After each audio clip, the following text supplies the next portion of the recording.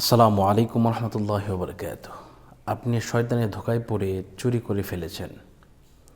এখন হুজুর আপনাকে আয়না পরা বা রুটি পরা বা চাল পরা দিতে চাচ্ছে। আপনি বুঝতে পেরেছেন যে আমার চুরি করাটা ভুল হয়েছে, কিন্তু এখন আপনি কি করবেন?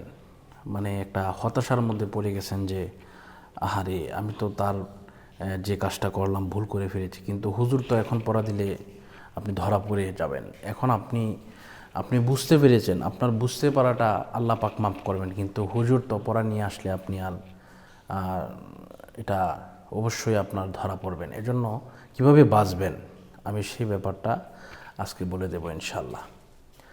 তো প্রথমে আপনাদেরকে বলে দিচ্ছি যে আল্লাহ পাক সকল কিছু ক্ষমা করেন।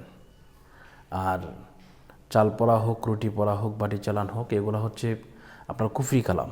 এই কুফরি কালাম কিন্তু পূর্বেও ছিল, বর্তমানে আছে, ভবিষ্যতেও থাকবে। এজন্য এই কুফরি কালাম থেকে আপনি কীভাবে বাঁচবেন আজকে সেই ব্যাপারে আপনাদেরকে কিছু বলার চেষ্টা করবো ইনশাল্লাহ। তো প্রথমত হচ্ছে আপনাকে তৌবা করতে হবে যে আমি আর এমন কাজ করব না, আমি যা করেছি ভুল করেছি, এই প্রমিসটুকু করতে হবে। এই প্রমিসটুকু করার পরে এরপরে ইনশাল্লাহ আপনি এই তৌবাটা পড়বেন। আস্তাগফিরুল্লাহ রব্বি মিন কুল্লি যামবি ওয়া আতুবু ইলাইহি লা হাওলা ওয়ালা কুওয়াতা ইল্লা বিল্লাহিল আলিয়্যিল আযীম। এই দোয়াটা পড়বেন, এই তৌবাটা পড়বেন। এই তৌবাটা পড়ার পরে ইনশাল্লাহ তদবির করতে হবে। এই তদবিরের জন্য আমার সাথে যোগাযোগ করবেন। তদবির করলে দুই ধরনের হয়, একটা হচ্ছে 3 দিনের জন্য আপনি সমস্ত পড়া থেকে নিরাপদে থাকবেন, আর একটা হচ্ছে 40 দিনের জন্য আপনি নিরাপদে থাকবেন। এই 2 ধরনের তদবির ইনশাল্লাহ করে দেওয়া যাবে। তো আপনারা যদি যোগাযোগ করতে চান অবশ্যই আমার এই নাম্বারে যোগাযোগ করবেন 01643063744।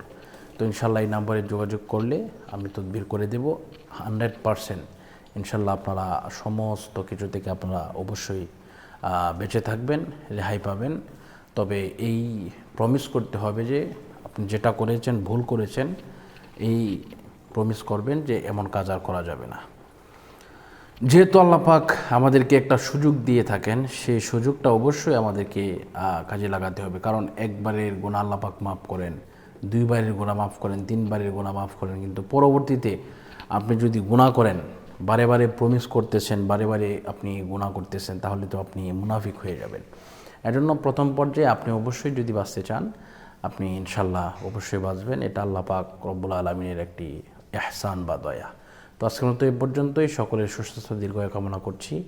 বিদায় নিচ্ছি। আসসালামু আলাইকুম রহমতুল্লাহি ওয়া বারাকাতুহু।